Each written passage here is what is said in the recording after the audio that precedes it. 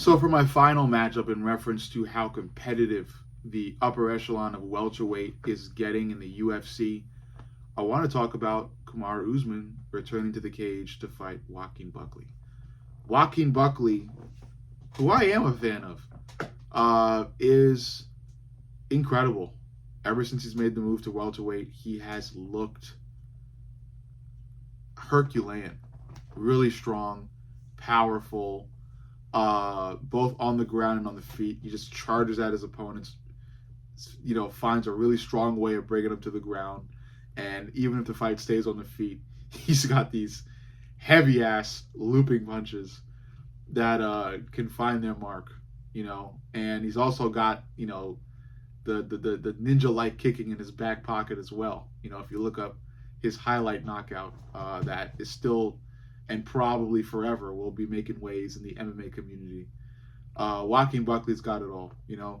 Kamaru Usman is a straight up UFC legend. Obviously. Uh, uh, some people would also argue him to be the welterweight goat, but that's neither here nor there. Overall, he's a legend. He's a UFC legend. Former UFC champion at welterweight, UFC legend.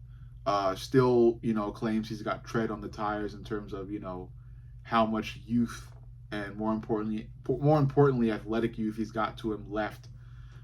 He says he's still got a decent amount, enough for him to keep fighting, and especially fight against a young gunner like Joaquin Buckley. Kamaru Usman is extremely skilled, a well-rounded guy, great grappling, great striking. That's why he was able to get to a title and hold it for some time, and damn near even replaced GSP as the welterweight GOAT.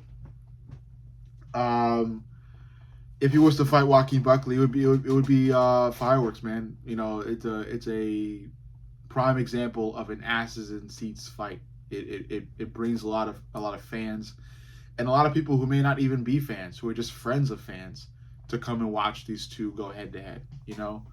On one side, I like Buckley's striking. I like how powerful he is. But I would argue Kamaru Usman is more skillful when it comes to fighting, and that is going to give Kamaru Usman an advantage. On the other hand, Joaquin Buckley is obviously the winner in terms of youth, and I would also argue athleticism because, again, Kamaru Usman has been known to have really, really bad knees, and that's something that an opponent could really take advantage of, especially with oblique kicks that are timed right, which I don't think Joaquin Buckley will use, but still, it's an option. So when I think about skillfulness versus just raw youth and power and athleticism, at first, I would go with the skillfulness because Kamaru Usman is still Kamaru Usman at the end of the day. And his last fight against Khamzat Chimaev, although he lost that fight, he would have arguably won if that fight was more than 3 rounds. And he was, building in terms of, just improvement throughout the fight. He was steadily doing better and better as each round progressed in his fight against Khamzat Chimaev. So, I still think shades of prime Kamaru Usman are there. I just think, it's the layaway, it's the variables in terms of knee health and, overall health that are still in question. And it's just the momentum for Joaquin Buckley right now that makes me question Kamaru Usman and want to choose Joaquin Buckley to win this fight. So that's just what I'm going to do. I have Joaquin Buckley winning this fight. I think Joaquin Buckley's his rise, his momentum, his youth, his power, his athleticism, and his drive are going to give Joaquin Buckley a win, especially if this fight is 3 rounds. Kamaru Usman, given how he's been doing, I think he's going to need some time to just heat up. and get going as the fight progresses.